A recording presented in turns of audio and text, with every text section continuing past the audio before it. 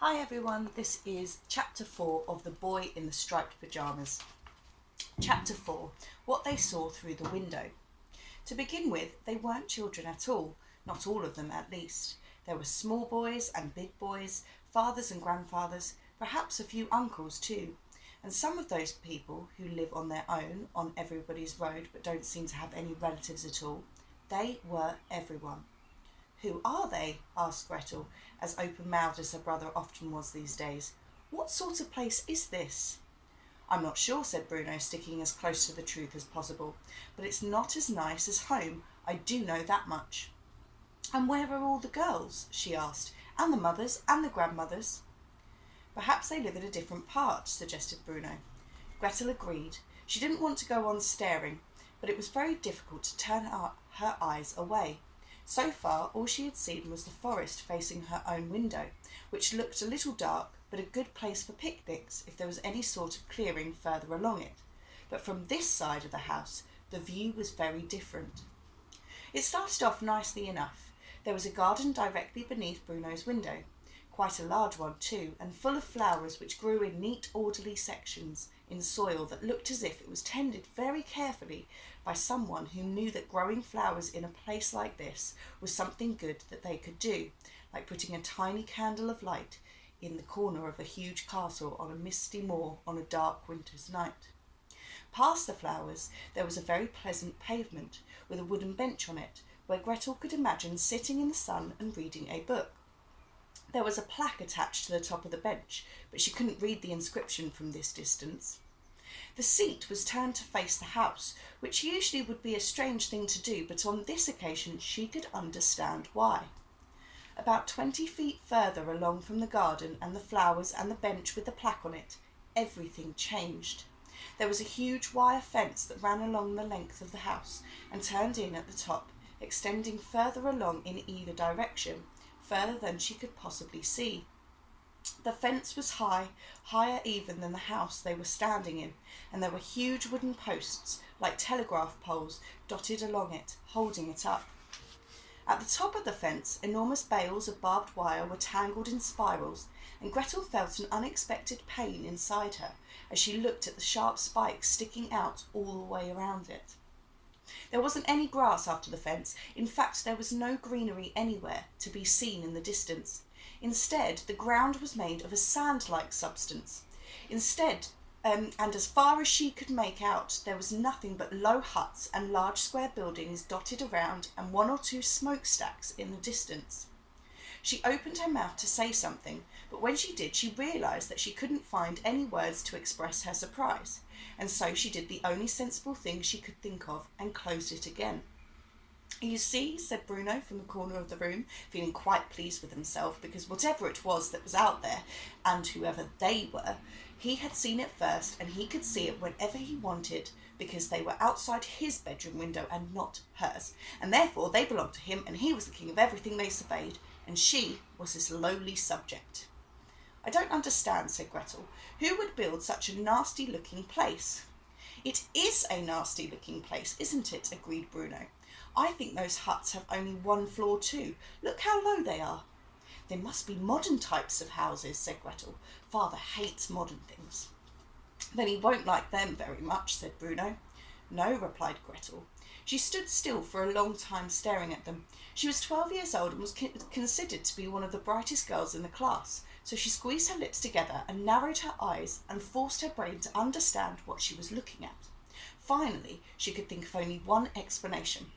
"This must be the countryside," said Gretel, turning round to look at her brother triumphantly. "The countryside? Yes, it's the only explanation, don't you see? When we're at home in Berlin, we're in the city. That's why there are so many people and so many houses, and the schools are full, and you can't make your way through the centre of town on a Saturday afternoon without getting pushed from pillar to post." "Yes," said Bruno, nodding his head, trying to keep up. "But we learned in geography class that in the countryside, where all the farmers are and the animals, and they grow all the food, there are huge areas like this where people live and work and send all the food to feed us." She looked out of the window again at the huge area spread out before her and the distances that existed between each of the huts. This must be it. It's the countryside. Perhaps this is our holiday home, she added hopefully. Bruno thought about it and shook his head. I don't think so, he said with great conviction. You're 9, countered Gretel. How would you know? When you get to my age, you'll understand these things a lot better. That might be so, said Bruno, who knew that he was younger but didn't agree that that made him less likely to be right. But if this is the countryside, like you say it is, then where are all the animals you're talking about?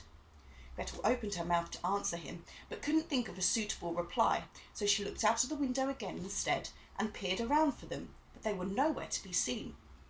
There should be cows and pigs and sheep and horses, said Bruno. If it was a farm, I mean, not to mention chickens and ducks. And there aren't any, admitted Gretel quietly.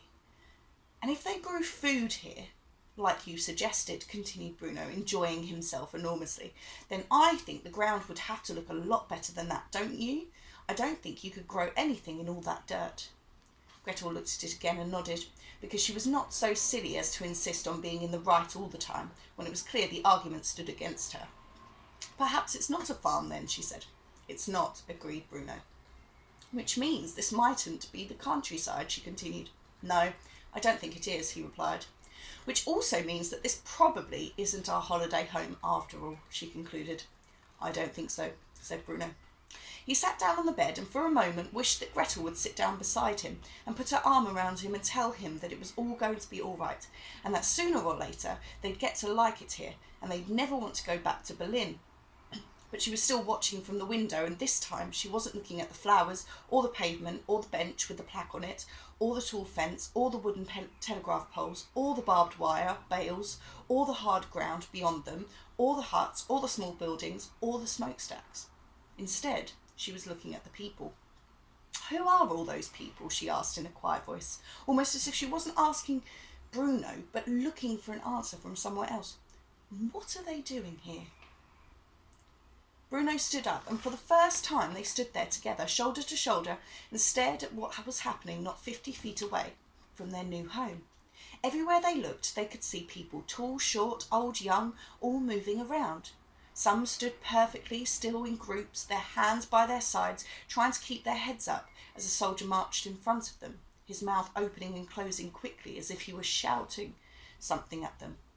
Some were formed into a sort of chain gang and pushing wheelbarrows from one side of the camp to the other, appearing from a place out of sight and taking their wheelbarrows further along behind a hut, where they disappeared again. A few stood near the huts in quiet groups, staring at the ground as if it was the sort of game where they didn't want to be spotted. Others were on crutches, and many had bandages around their heads. Some carried spades and were being led by groups of soldiers to a place where they could no longer be seen. Bruno and Gretel could see hundreds of people, but there were so many huts before them, and the camp spread out so much further than they could possibly see, that it looked as though there must be thousands out there. And all living so close to us, said Gretel, frowning. In Berlin, on our nice quiet street, we only had 6 houses, and now there are so many. Why would Father take a new job here in such a nasty place and with so many neighbours? It doesn't make any sense. Look over there, said Bruno. And Gretel followed the direction of the finger he was pointing, and saw, emerging from a hut in the distance, a group of children huddled together and being shouted at by a group of soldiers.